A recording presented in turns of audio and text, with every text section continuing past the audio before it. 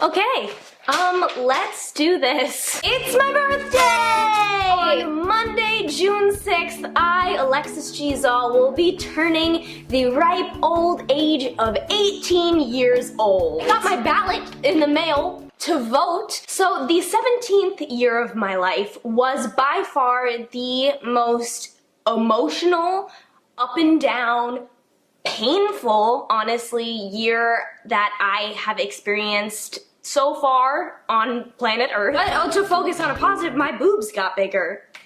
Ever since I was 15 years old with like 400 YouTube subscribers, I have made a video where I list tips that I have learned in the last year of my life around the time of my birthday. This year of my life, as I'm kind of nearing the end of it, I can say without a doubt I feel the most comfortable with myself as a human being that I have ever felt. This year especially, I feel like I've really learned so much. Not saying I'm now a life expert, I'm 18 years old, I'm ready to tackle everything, but I do feel like I have a lot to say that me, even just last year turning 17, would have liked to hear and would have liked to have known. So I present to you 18 tips for 18 years.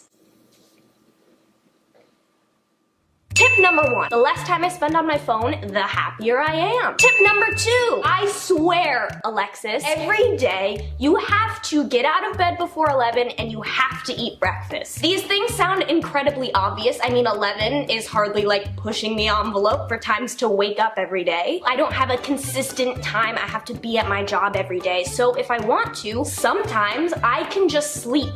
And that sounds like I'm bragging maybe to people that are in school or have to wake up at 6 a.m. for work every day. But having the opportunity to just sleep can very, very quickly lead you to being very, very sad. And when I am sad, I have a not so great habit of not eating that much. So as much as this might sound like a very low goal, I have to get out of bed before 11 and I have to eat breakfast. Today I ate leftover sushi for breakfast. It doesn't have to be pretty, but it has to happen. Tip number 3, it's very important to at least try to figure out where your emotions are coming from and to then be honest with yourself about where they're coming from. This is something that up until this year I had a really hard time with because in my mind there are certain things that shouldn't hurt you, but sometimes things that you should be impervious to or shouldn't affect you do. And they hurt really, really bad. As much as it's hard to be like, hey, that thing that might be dumb is hurting me, it's so much worse off to think to yourself,